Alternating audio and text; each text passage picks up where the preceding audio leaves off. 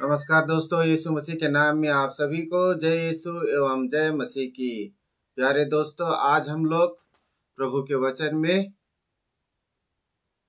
याकूब के विवाह के बारे में जानेंगे। तो आइए दोस्तों, हम लोग पवित्र वचन को शामिल करते हैं। यह इस प्रकार से लिखा है, उत्पत्ति ग्रंथ अध्याय 29, याकूब का विवाह।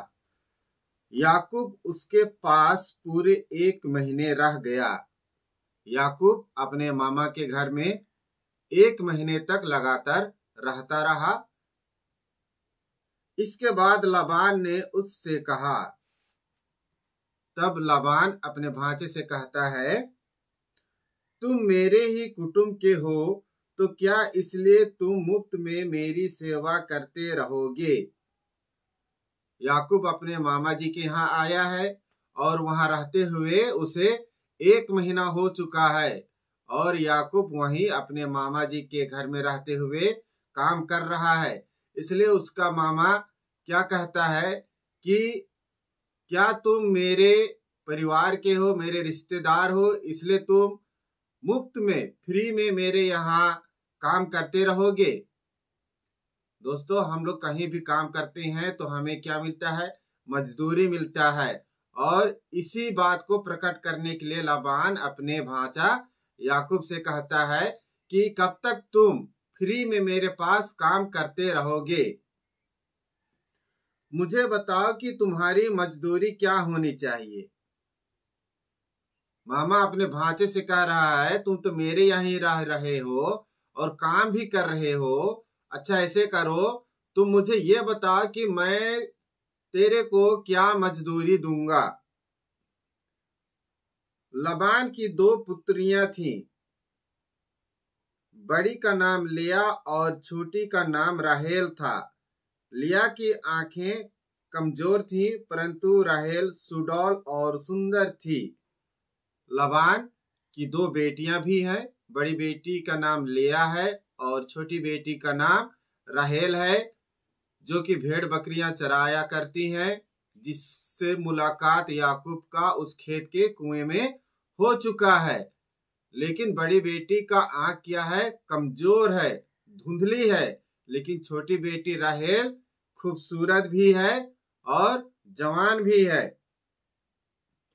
याकूब राहेल को प्यार करता था, इसलिए उसने कहा, मैं आपकी छोटी पुत्री राहेल के लिए 7 वर्ष आपकी सेवा करूंगा। और याकूब जिस समय से राहेल को देखा, उसी समय से वह उसको पसंद करने लगा, उसको प्यार करने लगा। इसलिए जब उसके मामा लाबान कहता है कि याकूब, तुम्हें मेरे पास रहते हुए 1 महीना हो चुका है, तो क्या तुम मेरे पास ऐसे ही काम करते रहोगे? ऐसे करो कि तुम अपना मेहताना बताओ, तुम अपना मजदूरी बताओ। इसलिए याकूब क्या कहता है कि मैं आपकी छोटी बेटी राहेल के लिए 7 वर्ष तक आपके पास काम करूंगा। दोस्तों, यहाँ पर यदि हम लोग आज के जमाने में देखें तो इसको कहा जाता है घर जमाई, और हमारे कुड़ुख भाषा, उरांव भाषा में हम लोग क्या बोलते हैं? घरजिया रहना बोलते हैं, है ना? कि ससुराल में ही रहकर काम काज करना कुछ सालों तक, फिर उनकी बेटी से शादी करना। तो याकूब यहाँ पर अपने आप को वहां पर घर जमाई बनाना चाह रहा है, या घर जमाई बनने का प्रस्ताव अपने मामा के पास रख रहा है। दोस्तों, अभी भी हमारे इस देश में कई जगह यह रीति रिवाज है कि मामा के लड़की से शादी किया जाता है। यह विशेष तौर पर उड़ीसा में बहुत ही प्रचलित है। यहाँ पर अपने मामा जी के लड़की से शादी किया जा सकता है। तो यहाँ पर भी याकूब अपने मामा की लड़की के लिए घर जमाई बनने को तैयार है। लाबान ने कहा, किसी अपरिचित व्यक्ति को देने की अपेक्षा उसे तुम्हें देना अधिक अच्छा है। लाबान क्या बोल रहा है? किसी अनजान व्यक्ति को, किसी दूसरे परिवार के लड़के को अपनी बेटी ब्याह देने के लिए अच्छा नहीं है। इससे तो अच्छा यह है कि आप मेरे जान पहचान के हो, सगे संबंधी हो, मेरी बहन का बेटा हो, इसलिए आपके साथ ही मेरी बेटी का शादी करना उचित होगा, यह लाबान कह रहा है। इसलिए तुम मेरे पास रहो। लाबान क्या बोल रहे हैं याकूब को? ठीक है, मुझे मंजूर है कि तुम मेरे पास मेरी छोटी बेटी के लिए 7 साल तक काम करो। इस तरह से लाबान अपने भांजा याकूब को मंजूरी दे रहा है। याकूब ने राहेल के लिए 7 वर्ष सेवा की। उससे इतना प्रेम था कि उसका यह समय बहुत जल्द बीता हुआ जान पड़ा। याकूब राहेल के लिए 7 साल तक अपने मामा जी के यहाँ काम करता है और उसको यह जो 7 साल का समय जो है वो बहुत छोटा लगा। क्यों? क्योंकि याकूब राहेल से प्यार करता था और वो अपने प्यार के साथ अपने पसंद की लड़की के साथ में रह रहा था। वो तो 7 साल क्या 10-15 साल भी रह लेता भाई। क्यों? क्योंकि उसकी पसंद की चीज, उसकी पसंद की लड़की स्वयं उसके नजरों के सामने रहती थी। इसके बाद याकूब ने लाबान से कहा, जब 7 साल बीत गया तब याकूब लाबान से कह रहा है, अब मेरी पत्नी मुझे दीजिए जिससे मैं उसके साथ रहूं।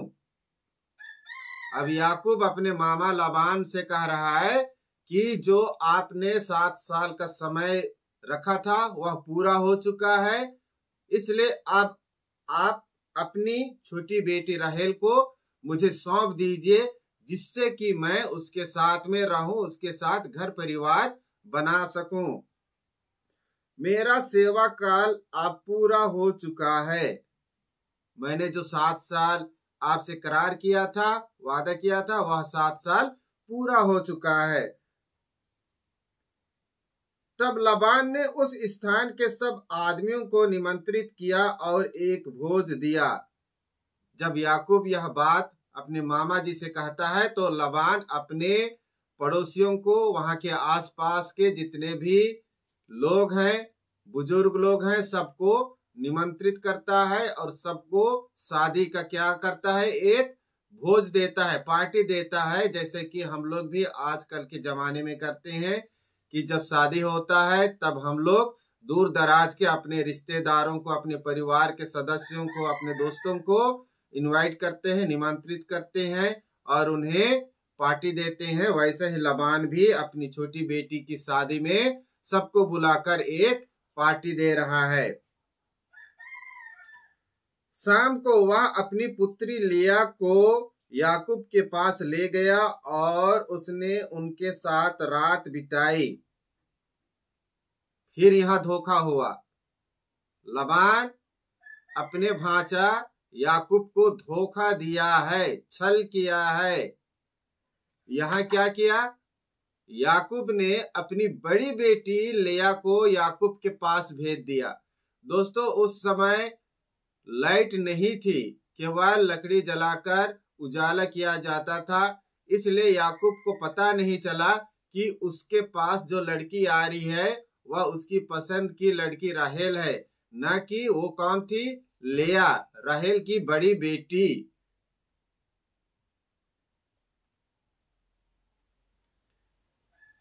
इस तरह से लाबान ने याकूब को धोखा दिया और उसने उसके साथ रात बिताई। लाबान ने अपनी दासी जिल्फा को अपनी पुत्री लिया के लिए दासी के रूप में दिया, एक के साथ एक फ्री। ये ऑफर है दोस्तों पहले जमाने का। अभी ये ऑफर नहीं है कि जब भी कोई लड़का किसी लड़की से शादी करता है तो उसके साथ में एक सेविका को दिया जाए, परंतु ये पहले जमाने में था। यह सबूत है कि लाबान अपनी बेटी लिया के लिए एक दासी जिल्फा नाम की लड़की को क्या करता है, दे देता है।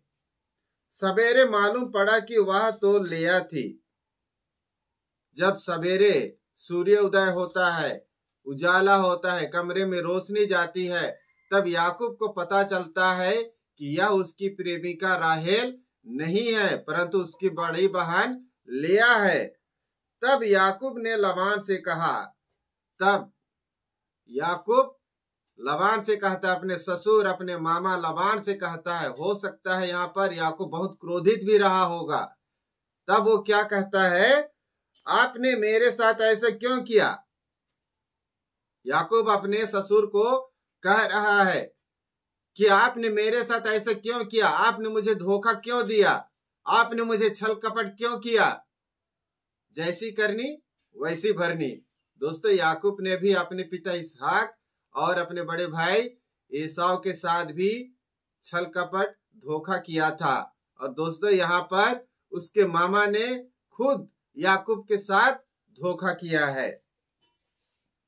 क्या मैंने राहेल के लिए ही आपकी सेवा नहीं की? फिर आपने मुझे धोखा क्यों दिया? याकूब अपने मामा जी को याद दिलाता है, कहता है, क्या मैंने ये बातें नहीं कही थी कि मैं आपकी छोटी बेटी राहेल के लिए 7 साल तक आपके पास घर जमाई बनकर रहूंगा, आपके घर का कार्य करूंगा? फिर आपने मेरे साथ ऐसा क्यों किया? आपने मुझे धोखा क्यों दिया? तब लबान ने उत्तर दिया, तब उसका ससुर उसे उत्तर दे रहा है। लबान क्या कह रहा है, हमारे देश में ऐसा नहीं होता कि बड़ी बेटी के रहते छोटी का विवाह कर दिया जाए। क्या समझा रहा है याकूब को कि हमारे यहाँ या हमारे देश में इस प्रकार का रिवाज नहीं है कि बड़ी बेटी के रहते छोटी बेटी का शादी कर दिया जाए। दोस्तों, ये बात लबान ने याकूब से छुपा रखी। कब? उस समय जब याकूब ने ये कहा कि मैं आपकी छोटी बेटी राहेल के लिए 7 साल काम करूंगा। उसी समय लबान को बता देना चाहिए था, याकूब को समझा देना चाहिए था कि जब तक मेरी बड़ी बेटी का शादी नहीं हो जाता तब तक मैं छोटी बेटी का शादी नहीं कर सकता। दोस्तों, यहाँ पर उसने छल किया। लबान ने याकूब के साथ यहाँ पर छल किया है। आगे क्या कह रहा है, इसके साथ पूरे 1 सप्ताह भर रहो, इसके बाद मैं तुम्हें दूसरी को भी दे दूंगा। अब लबान उसके पास प्रस्ताव रख रहा है, याकूब के पास कह रहा है कि तुम मेरी बड़ी बेटी लिया के साथ भी 1 सप्ताह तक रहो, उसके बाद में मैं तुम्हारी दूसरी पत्नी अर्थात राहेल को भी तुझे दे दूंगा। उसके लिए भी तुम्हें मेरे यहाँ और 7 वर्ष तक सेवा करनी होगी। देखिए लबान किस तरह से याकूब को यहाँ पर उलझन में डाल दिया है। उनके साथ में उसने क्या किया है, छल कपट किया है, धोखा दिया है। अब ये क्या कह रहा है कि पहले तो राहेल के लिए 7 साल कार्य करवाया और जब शादी हो गया तब अपनी छोटी बेटी की जगह में बड़ी बेटी को भेज दिया। और जब याकूब ने इस बात को टोका तब क्या कह रहा है कि हमारे परिवार में, हमारे देश में इस प्रकार का रीति रिवाज नहीं है कि बड़ी के रहते छोटी का शादी कर दिया जाए। और प्रस्ताव क्या रख रहा है कि तुम इसके साथ 1 सप्ताह तक रहो, 7 दिन तक रहो, तब फिर मैं तुम्हें तेरी दूसरी पत्नी को दे दूंगा, मतलब कि अपनी छोटी बेटी राहेल को दे दूंगा। अब उसके सामने क्या कंडीशन रख दिया है कि अब तुम्हें दोबारा 7 साल तक छोटी बेटी के लिए काम करना पड़ेगा। याकूब के प्यार का, उसके पसंद का फायदा उठा रहा है, उसको मजबूरी में फंसा दिया है। आगे यह लिखा है, याकूब ने ऐसा किया। याकूब ने ऐसा ही किया। क्यों?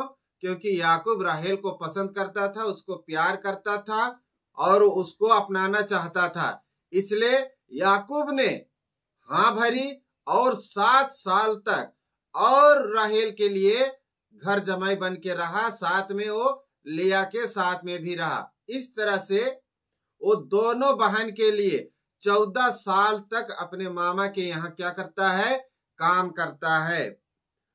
उसने पूरा सप्ताह उसके साथ बिताया। याकूब राहेल की बड़ी बहन लिया के साथ भी पूरे सप्ताह रहता है।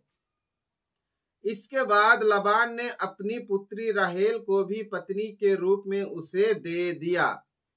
जब पूरे 14 साल हो जाता है, 7 साल लिया के लिए, 7 साल राहेल के लिए, जब पूरा हो जाता है तब लबान राहेल को भी याकूब के लिए दे देता है। लबान ने अपनी दासी बिलहा को अपनी पुत्री राहेल के लिए दासी के रूप में दिया। यहाँ पर एक के साथ और एक फ्री हो गया। पहले लिया के साथ में जिल्फा को दिया दासी के रूप में, और अभी राहेल के साथ में बिलहा को सेविका के रूप में दे देता है, दासिका के रूप में देता है।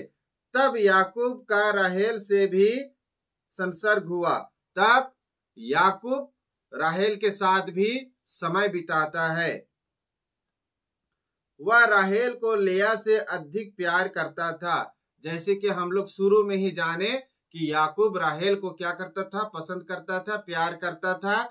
इसलिए वो बेहिचक 7 साल और भी काम किया और राहेल को लिया से ज्यादा प्यार करता था, क्योंकि लिया की आंखें कमजोर थी और राहेल ज्यादा खूबसूरत थी। उसने उसके लिए यहाँ और 7 वर्षों तक सेवा की।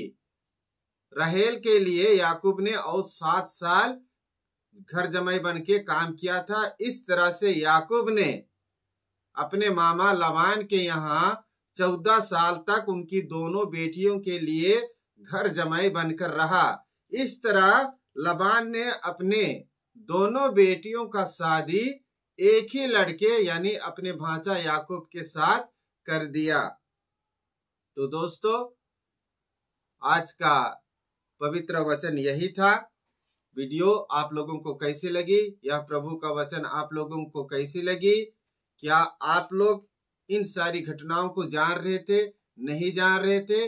आप लोग मुझे कमेंट करके जरूर बताइए। और यदि आप नए हैं तो मेरे चैनल को सब्सक्राइब जरूर कीजिएगा, बेल आइकन को क्लिक कीजिएगा, ऑल बटन को क्लिक कीजिएगा, ताकि मेरे सारी वीडियो की नोटिफिकेशन जानकारी आप तक पहुंच सके। धन्यवाद। प्रभु यीशु मसीह की आशीष आप सभी को मिलती रहे। आमीन।